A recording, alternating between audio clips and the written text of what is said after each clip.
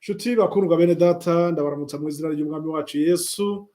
Nizere ko mwagize amasaha meza y'umunsi wera w'isabato aho mwari muri mu bihande bitandukanye aho mwateraniye hirya hino. Ubwo nayanjye nkabanje ngarutse aka kanya kugira ngo yenda dusozere twakire n'imigisha nanone umwana Imana ibitugenera itwungura ubwenge bw'iby'ijuru. Nkaba nshatse kugira ngo nkomeze ku magambo mperuka kubagezaho, ubwo nuvuga isabato ushize ntabwo twavuganiriye ni yabanje. Mari mu minsi ishize ndi kugerageza kwereka ukuntu umucyo w'ubugorozi ugenda ukora, nari ndi kubibutsa n'ibintu twarizeho ahantu none ndi kugenda nganisha, nari kugira ngo abantu turusheho gusobanukirwa neza iby'umucyo w'ubugorozi n'ukuntu udufasha mu nzira yo kwezwa no gutunganywa, kandi twibuka yuko Imana kugira ngo yohereze abakozi bayo mu ruzabibu cyangwa se abahagarara ibyera by'Imana bagomba kuba banje kunyura muri iyo nzira yo kwezwa. Ni ukuvuga ngo umucyo w'ubugorozi Imana igenda itanga uko ibihe bitambuka, uko amateka y'itorero ari, uwo mucyo w'ubugorozi Imana itanga ukora umurimo wo kweza, wo gutoranya abagomba guhagarara ibyera by'Imana. Abo ngabo bakaba aribo twitwa abatwaramucyo. None rero iki kibazo turi kwibaza ni icyo kwibaza ngo umucyo w'igihe tugezemo ni uwuhe? Ubwo hirya hino dukunze guhagarara ku kintu ukavuga ngo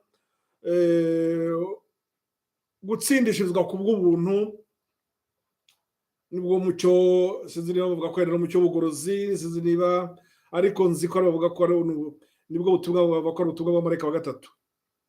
Ariko noneho ngira ngo aho ngaho kugira ngo ikintu cyumvikane neza, ndashaka kugira ngo tuzafate umwanya wo gufata ibyigwa, ndumva nazafata uruhererekane rw'ibyigwa bingahe simbizi umubare, ariko nzagerageza kubereka ukuntu ubutumwa bw'amarayika wa gatatu igice cya 14 umurongo wa 9 kugera kwa 12, ubutumwa butwereka iby'inyamaswa n'igishushanyo cyayo. Nzagerageza kubereka icyo umuja w'Imana abavuga yatubwira ngo gutsindishizwa ku bw'ubuntu ni ubutumwa bw'amarayika wa gatatu. Ndagira ngo ahubwo tuzaza kumva neza yuko ubutumwa bw'amarayika wa gatatu ntabwo ari ugutsindishizwa ku bw'ubuntu, ariko gutsindishizwa ku bw'ubuntu ni ubutumwa bw'amarayika wa gatatu. Mu yindi mvugo ni ukuvuga ngo ubwo ayo magambo atubwira yuko tugomba kwirinda inyamaswa n'igishushanyo cyayo nk'intambara iri imbere yacu, tugomba kuzumva neza icyo noneho gutsindishizwa ku bw'ubuntu, umwanya wo gutsindishizwa ku bw'ubuntu muri iyo ngorane, muri icyo kibazo kiri imbere yacu, muri iyo ntambara iri imbere yacu duhamagarirwa, niho tuzajya twumva neza impamvu ibyo bintu bifatanye. Kandi ibyo tuzabyumva ari uko none tubinyujije muri ya shusho y'umucyo w'ubugorozi. Muri uwo mucyo w'ubugorozi tuzahita tubona neza ukuntu gutsindishirizwa ku bw'ubuntu ni ubutumwa bwabaye kuva kera cyane, bwatambutse ibihe binyuranye by'ibyo byaranze itorero, kandi ubwo bwagendanaga nyine n'umucyo w'ubugorozi. Noneho ubwo tuzajya twumva neza impamvu noneho no muri gihe cya nyuma gutsindishirizwa ku bw'ubuntu bifite umwanya nyambere muri ubu butumwa buheruka. Ndagira ngo ahubwo bizaza kumvikana neza, bizatuma no murushaho kumva n'ibihamya twagiye tubusoma tutumvaga neza, twabaga twahawe, ahubwo tukabifata gutya gusa twabisomye, ariko ntitubyumve neza mu mvugo yabyo cyangwa n'icyo bigana no mu bihe cyabyo, ngo turebe n'icyo birabigana.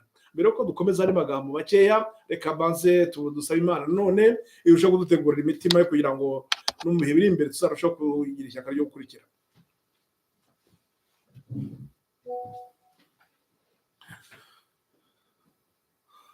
Uwera mwami Imana yacu, uhimbazwe uhabwe icyubahiro.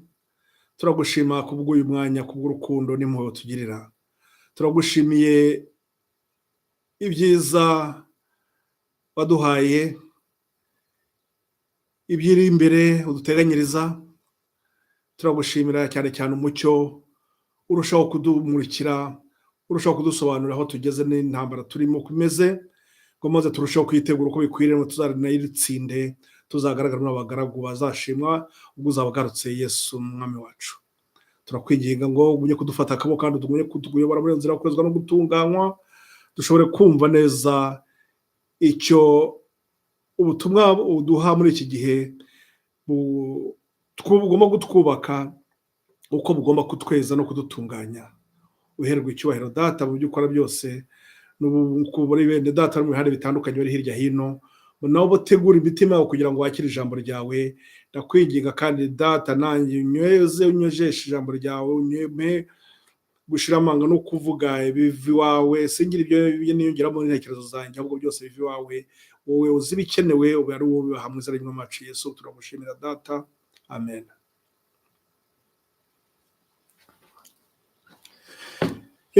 Reka rero mfate iminota mikeya, kuko iminota mikeya ni ukugira ngo tubifate nk'intangiriro y'uru ruhererekane nifuza ko tuzarebaho mu minsi iri imbere, ubwo nzaba dushobora kuba twabuze gutunganya neza n'uburyo bw'imikorere, kuko ntabwo biba byoroshye kugira ngo umuntu abe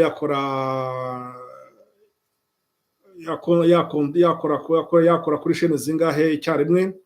Izo mpamvu ndetse n'akanya hari mwigize kwibona, nigize gushaka kugira ngo mpite nohereza stream live, ariko ntabwo byanyoroheye, byari biri kutemera neza, ubwo hari nibwo ari ntibishaka kugira ngo bitishyire bitunganye, ntabwo byemeye borizo nese bihagarika. Ubwo ariko noneho ndagira ngo noneho yenda ahangaha mbaye inshamake kugira ngo noneho ubutaha tuzabe twamaze kubona uko twabishyize mu mwanya. Icyo bizadufasha ni uko muri mu bihande bitandukanye, nabo bigisha muri hirya no hino, muri gukora umurimo wo kugarura abantu nyine mu kwerereza Kristo umucunguzi wacu, kugerageza kumvisha abantu icyo gutsindishirizwa ku bw'ubuntu igihe ari byo, kugira ngo abantu barusheho kugira gusabana n'Imana.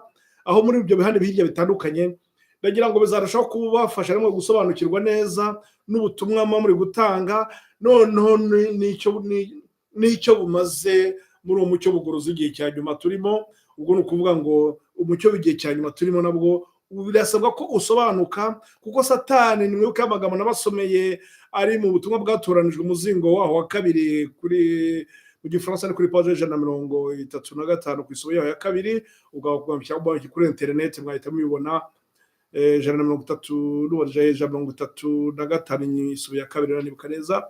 Ubwo mwahita mubona amagambo, ariko icyo batubwira ngo nuko ngo Satani ngo azakoresha imbaraga zose kugira ngo itorero ry'abasigaye ntirisobanukirwe n'icyo ubutumwa bw'amarayika batatu bugamije igihe cyabwo, aho bwabo bwatangiwe. Maze icyo gihe nibibihisha bizatuma ntabwo bazashobora kugira umwiteguro ukwiriye, bose bazasanga n'ubundi bageze bari bajegajega. Maze icyo gihe nikigera, igihe aho bagomba gusakirana n'inyamaswa n'igishushanyo cyayo, bazagaragare ko badashyitse, badashobora guhangana, nta mbaraga bafite zo guhangana n'inyamaswa. Ibyo rero birumvikana ko bisaba kugira ngo noneho twebwe mu gihe cyacu nk'ubu ngubu tugire uwo mwiteguro. Ubwo aho kandi agira ngo twongere twibukiranye ya mahame yo kwiga. Ni ukuvuga ngo niba Kristo watwigisha agatwereka akatubwira ubwami bwo mu ijuru bugereranywa na, icyo kigo narakibahaye, akaduha ingero nyinshi, agatubwira uburyo umukozi by'umugaragu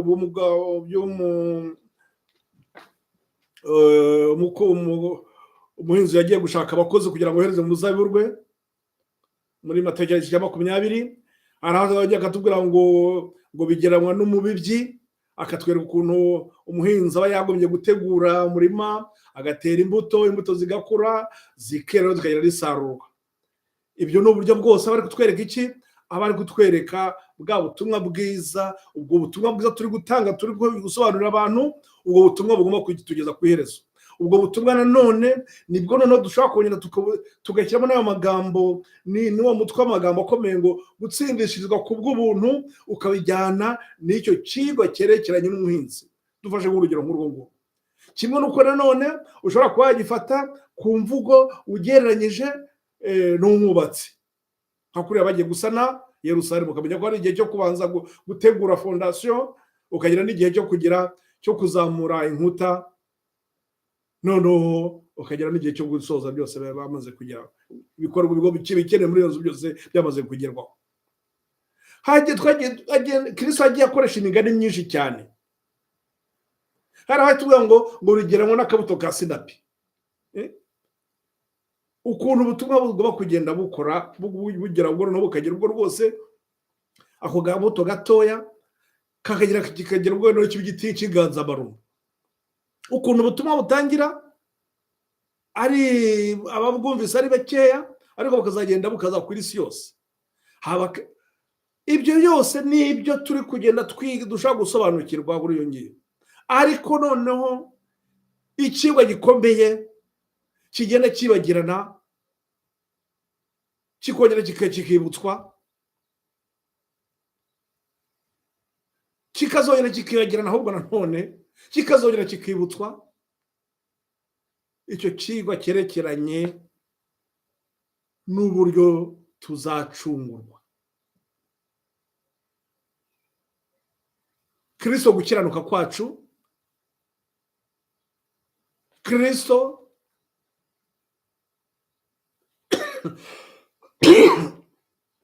wundi dukora umurimo w'ubutambyi,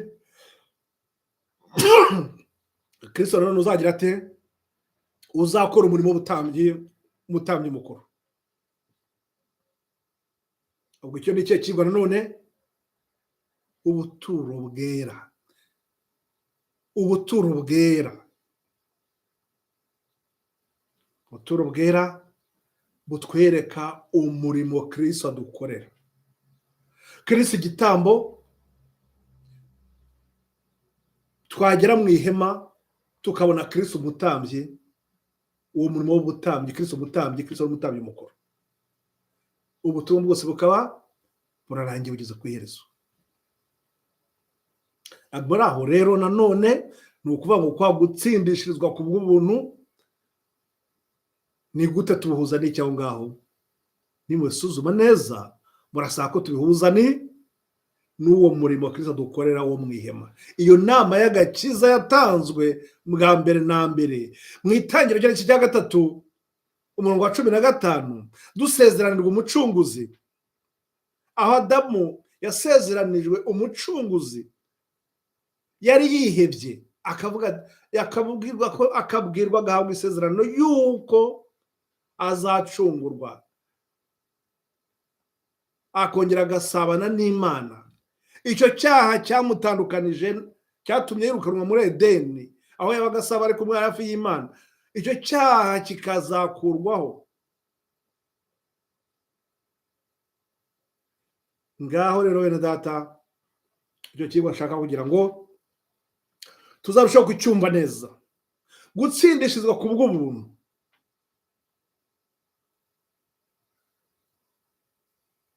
mbese iyo twifashishije amagambo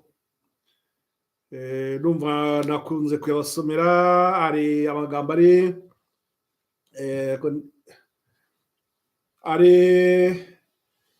mu ntambara ikomeye,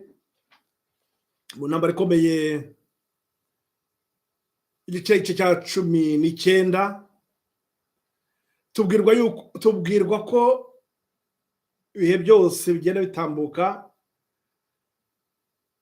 haba hari amavugurura atambuka yagenda abaho mu bihe bigiye binyuranye, kandi amavugurura yose akabasa. Ariyo kutubwira ngo umucyo w'ubugorozi ubuyoboye iryo vugurura ubuzagira aho uzahurira neza n'undi mucyo uzakurikiraho mu rindi vugurura rizakurikiraho. Kuki hazaba hagiye kuba irindi vugurura rikurikiraho? Nuko wa mucyo ugeze mu gihe utakimuritseka, kubera ko wagiye uvangirwa na bande, na ba bantu batasobanukiwe neza.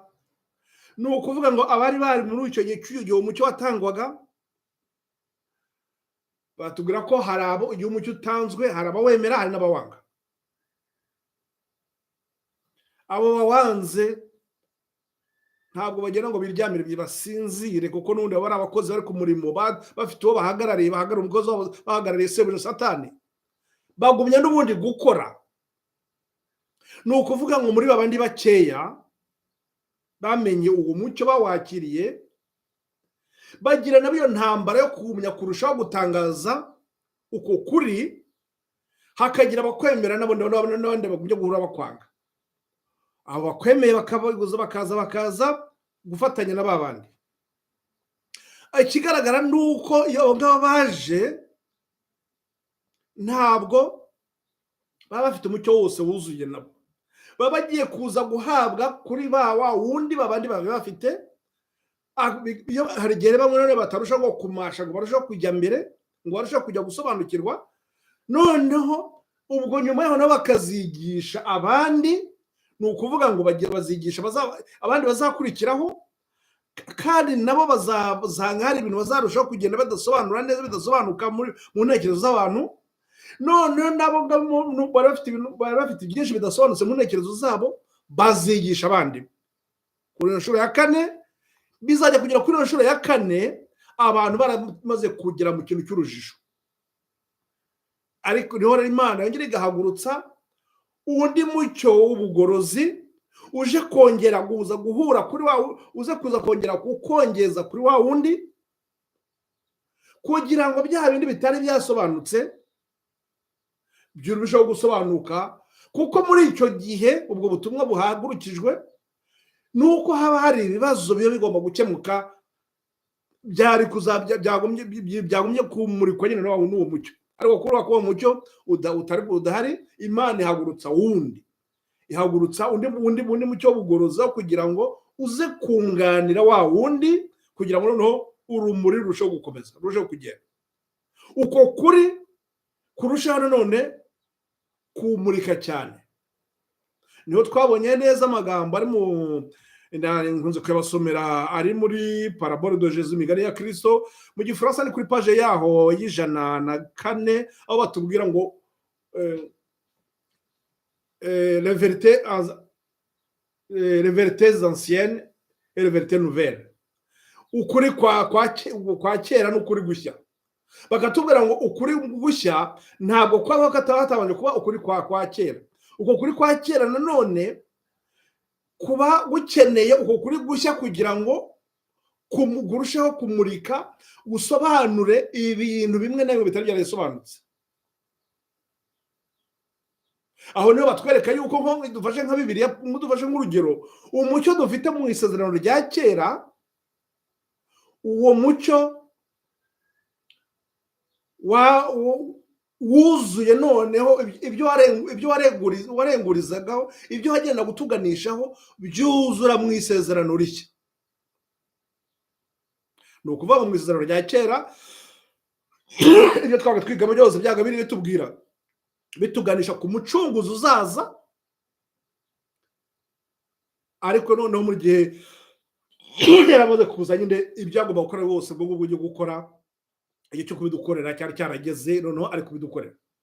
Nizo mpamvu ibyo tuvuga ngo noneho umucyo mushya wo ubuje kugira ute, ubuje ko uwo mucyo mushya uba uje kurushaho kumurika kuri uwo mucyo wa kera. Nuko rero ku mucyo w'ubugorozi, ko ibintu byose byatambutse, Imana yagendaga itanga umucyo. Uwo mucyo urumva ko iyi ko Imana ibutanze muri iryo vugurura, abo bemeye kwemera uwo mucyo w'ivugurura, abo bemeye kugera muri uwo mucyo, abo nibo bitwa batwara mucyo, abo nibo bagomba bahagararira ibyera by'Imana. Ibyo nibyo bihura n'amagambo nandi kubabwiza ubushize babwira yuko umucyo w'ubugorozi, abatwaye ubutumwa berezwa muri uwo mucyo w'ubugorozi, kuko nibo bitwa batwara mucyo. iyo amaze kwerezwa muri uwo mucyo w'ubugorozi, inshingano bafite ni ukugira ngo none barusheho gukomeza gusobanurira abandi kugira ngo bageze kuri urwo rugero nabo, mbese babatoze nabo ibyo batojwe, kugira ngo abo ngabo nabashobore kugera ku rugero rwo bazaze bunge muri iyo nzira. Noneho rero uko rero ibihe byagiye bigenda biranga amateka y'itorero, uyu mucyo w'ubugorozi ugenda ubaho. Muri uko kwezwa muri uwo mucyo w'ubugorozi, twabonye ko umucyo w'ubugorozi habonekamo biba bigizwe n'intambwe 3. Intambwe ya mbere iba yo kwihana, kugira ibyiringiro kuri umucunguzi, noneho ukagera muri iyo nzira yo kwezwa no gutunganywa. Ubwo intambwe ya kabiri yabirangiye, umuntu akaba amaze kugera ku rugero, yaba ageze ku rugero akaba ashobora kwitwa umutwaramucyo. Aho hantu niho tuzagirushaho gushingira cyane, kugira ngo twumve gutsindishizwa ku bw'ubuntu ni ibirebana buri gihe cyose n'iyo ntambwe ya kabiri. Iyo ntambwe ya kabiri ariho tubona gukiranuka kwa Kristo, wa mwenda wera, naho ngaho tuwambarira kugira ngo dushobore gutambuka imbere y'intebe y'urubanza, kugira ngo dushobore mbese kwemerwa, dushobore, kuko ayo magambo ni yandi tubona muri Luka igice cya 12 umurongo wa 35, aho Kristo avuga ngo ababwira abo ngabo bamaze kwambara umwenda wera ngo muhore mukenyeye, ngo kandi n'amatabaza yanyu yaka. Mutegereze kuntegereza kwanyu, murantegereza mwambaye umwenda wera kandi n'amatabaza yanyu yagira ate, n'amatabaza yanyu yaka. Ubutumwa bwa marayika wa gatatu rero batubwira ko tugomba guhangana n'inyamaswa n'igishushanyo cyayo.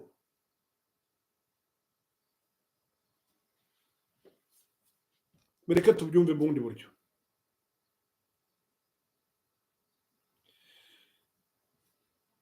Tubifate kuko ni intambara mu zindi. Ibi gihugu gishobora kuba kiri aha ngaho gisanzwe gifite kiba gifite ingabo, kigo kiba gihora kitegura kivuga ngo gishobora guterwa cyangwa gishobora no gutera, byose ni kiba kigomba kuba kiziko kigomba kuzajya mu ntambara ko bizagenda kose.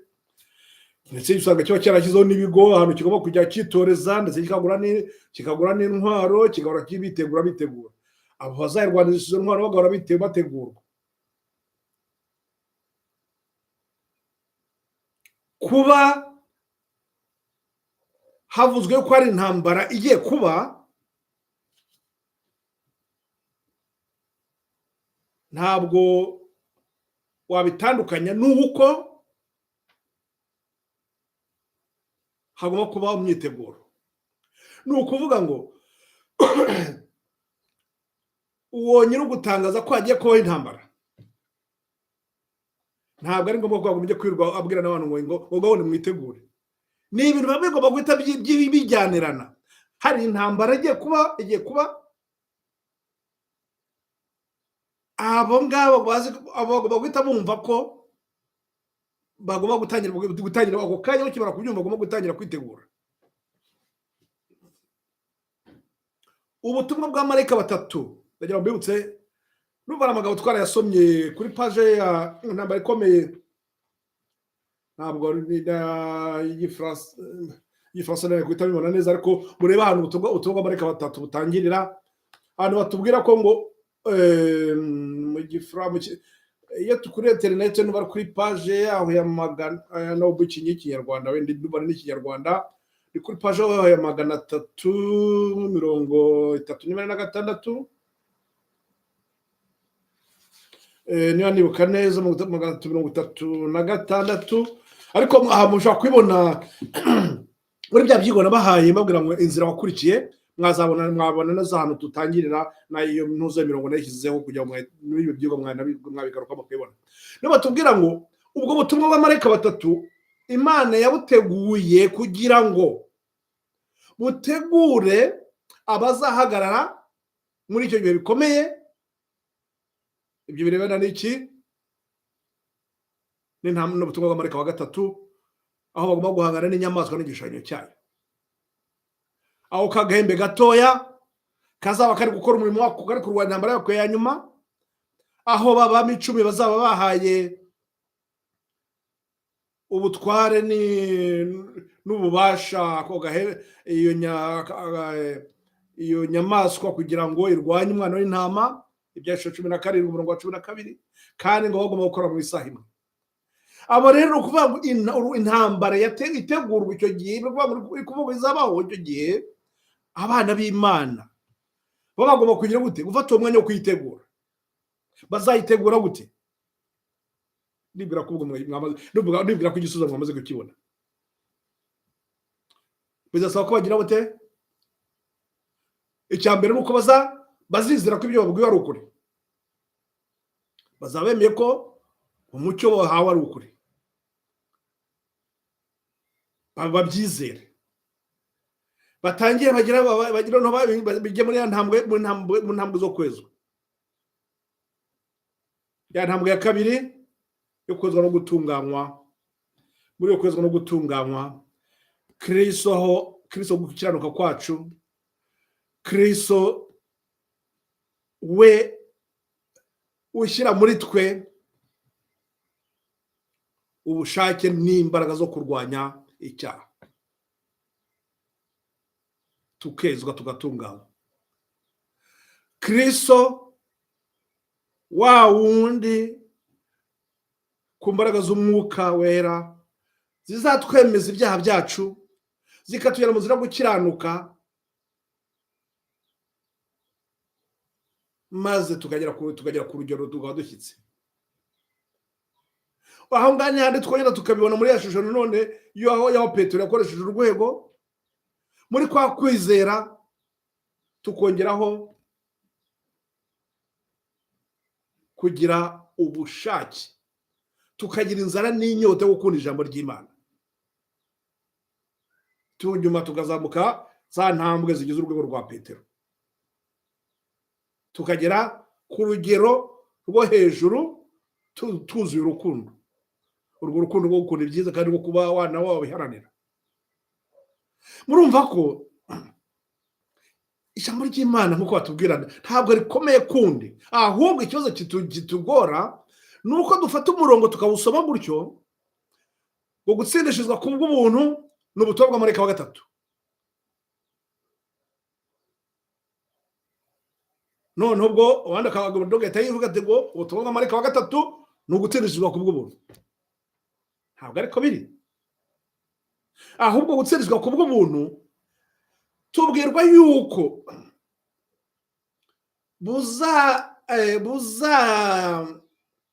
bugendanye n'ubutumwa bwa marayika wa gatatu.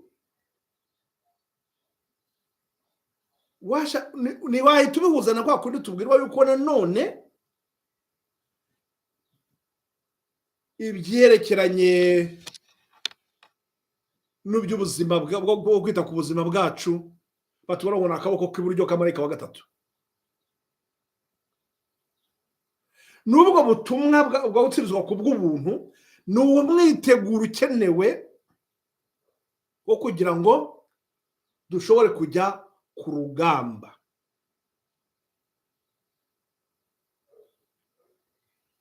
Nongeye mbisubiramo kugira mu byumve murushaho kongera kubyumva neza.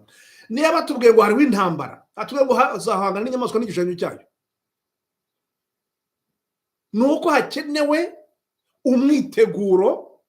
Uwo mwiteguro ni uwo nyine byo gutsindishirizwa ku bw'ubuntu. Ibyo byo gutsindishirizwa ku bw'ubuntu ni wa muhamagaro tubona, kuko batubwira ko mu byahishwe 18, ibyahishwe 18 byo bizaguha imbaraga ubutumwa bwa marayika wa kabiri. Batubwira ngo hari imihamagaro ibiri. Umuhamagaro wa mbere ukaba ari kugira gute? Kuzana abantu muri uwo mwiteguro wo kwerezwa kugira ngo bakore inshingano yo mu gihe cyabo cya nyuma, bahagare bashikamo. Nicyo nanone batwereka yuko ntabwo abazaba batagize umwiteguro ukwiriye ntabwo bazisanga nyine badashyitse, ntabwo bazashobora guhangana n'inyamaswa. Ibyo tuzabasha kubitsindagira noneho ubwo turi no gusoma, ariho noneho uzagerageza kwereka mu buryo bunonosoye nongera kugarura kuri uburyo umucyo w'ubugorozi ukuntu uhura nyine muri buri mucyo w'ubugorozi hagiye hatambukamo gutsindishirizwa ku bw'ubuntu. Ibyo byose byatambutse, icyo kigwa cyagenda cyahoraga kiriho, niho tuzasanga yuko icyo kigwa cyigishijwe kuva kera cyane. Intumwa zisubiramo, Pawulo yari kwigisha Abagalatiya, yari kwigisha abwira i Roma nayo bigarukaho cyane. Icyo kigwa abagorozi mu kinyejana cya 16 bari ba Luteri, ba Wycliffe, ndetse Wycliffe wari uwa mbere akivuzeho. Yohana Husi nawe afata muri zo yamaze gufata muri zo nzandiko za Wycliffe, abonamo uwo mucyo koko, ahitamo nawe gukomeza guhagarara no kuwutangaza. Nyuma kandi ibyo bya Husi byabaye mu kinyejana mbere ya Luteri w'ikinyejana. Ni ukuvuga ngo nyuma y'ikinyejana nibwo Luteri nawe yongeye araza agarukana none kuri ubwo butumwa, ndetse na ba Wesley nanone nabo bakomeza bazinagira iby'ubwo butumwa, gutsindishizwa ku bw'ubuntu. Ntabwo rero gutsindishizwa ku bw'ubuntu ubu ngubu twavuga ngo ni umucyo. Tujya kuri cya gihe twasomye, ntabwo ari uwo mucyo wari icyo gihe cyari tugezemo, ahubwo ni umucyo wari waribagiranye, wagombaga kwibutswa. Nk'uko muri cya gihe kinyejana muri cya gihe cy'abamirere bongeye kuza gusobanukirwa n'ubuturo bwera, ariko ubuturo bwera bwari bwarigishijwe mu butayu. Ndetse n'ikigaragara kuvuga ngo gutsindizwa ku bw'ubuntu cyangwa se ikigo cyerekeye n'ubutayu, icyo kigo kiba cyarashoboye cyarumvikanye kuva kera kose. Abantu bagombaga kuba, ntabwo bagomba kuba baraguye mu buyobe, ukuri kwagomba guhora gusikana, ntabwo bari kujyana banibeshya n'ibigomba kubaho. Ibyo tuzabigarukaho, nzaza kubitsindagira, tuzarushaho kugera tubibona neza intambwe ku yindi. Mureke turekere ahangaha gusa, mufate umwanya wo kugira kwitegura kugira ngo urusheho gusobanukirwa n'ibyo bintu, kugira ngo noneho uzashobore, icyo nshaka kugira ngo ni ukugira ngo Satani ye kutubuza kureba neza rya tara riri ku cyambu Ibyahishwe 18 bigomba kutwereka aho twambukira, kuko ntabwo ukuri turimo muri iki cya nyuma kwagombye kuba hari ukujishinganya na gucya duhari. Tugomba kuba turi mu ukuri konyine. Nizo mpamvu bigisha muri hirya hino. Nongera kwibutsa yakiri cyuko ngo abagomba kuba bari mu batwaye ubutumwa bagomba kuba bamberejwe ubwo butumwa, bagomba kuba hari umucyo w'ubugorozi barimo, umucyo w'ubugorozi wabereje ubwo murimo. Ni nazo mpamvu ubu ngubu Imana iri gutegura abagomba guhagarara muri iki cyanya. Imana umuntu dume kudufasha kandi umenye kutwereka neza n'amakosa amwe twagumye gushyigikira cyangwa ibyo tutoje kumva, ahubwo tugira umwanya wo kongera gusubira mu ntekerezo zacu no kugerageza guhuza ingingo n'izindi, kandi tubona hari ingingo igiye gusobanya n'iyindi. Ntitwumva ko izo ngingo zisobanyije ahubwo twebwe mu ntekerezo zacu, mu myumvire yacu, ni uko hari akantu katagenda gakeneye kuvanwaho, ari ahantu kiri ingingimira kagomba kuvanwaho, kugira ngo iyo mirongo noneho dusanga yose iri ku nzira, iri mu cyumba. Aho ngaho niho mushobora kuzasobanukirwa kiriya gihamya tubona mu butumwa bwatoranije umuzingo wa mbere kuri paji ya 125, aho tubwira bavuga ngo ugutangira kw'ijwi rirenga, le début du grand cri, nk'uko babivuze gutyo. Ibyo rero nzagenda kuba ubusobanuro bwabyo, kuko hariya amagambo, kiriya kigo cyose kiri hariya baba bari kutubwira la justice de Christ, gukirana kwa Kristo, cyangwa se niyo justification de la foi bari kujya kutubwira. Ntabwo uko gukiranuka kwa Kristo nta kindi ntabwo ari gishyashya kindi, ahubwo ni cya kigwa cyatangiwe mu butayu kitwereka umurimo Kristo adukorera.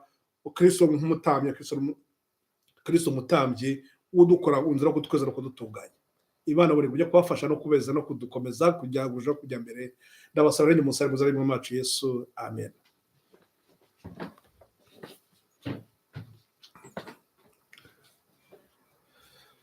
Data ushimwe kandi uhabwe icyubahiro ku bw'aka kanya bw'amagambo wongeye kudufasha gusobanukirwa. Ndakwinginga ngo bene data mu bihande bitandukanye, data bagumye kuba hafi no kubaha umwanya wo kugira ngo barusheho gucukumbura, kugira ngo urujijo rweyuke, maze twose twumve ibintu kimwe, dushobore kuyobora abantu mu nzira bikwiriye, kuko Satani mu migambi ngo abashaka kugira ngo ateze urujijo, bitume ahubwo abantu bamwe kubwo kudashobora gusobanukirwa n'intambara turimo n'aho tugana, bagire ikintu cyo kugira ibyiringiro bipfuye, maze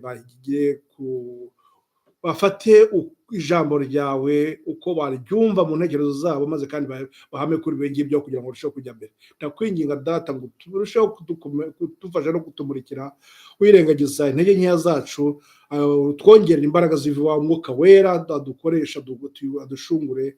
Turabigusaba mu izina ry'Umwami Yesu, amen.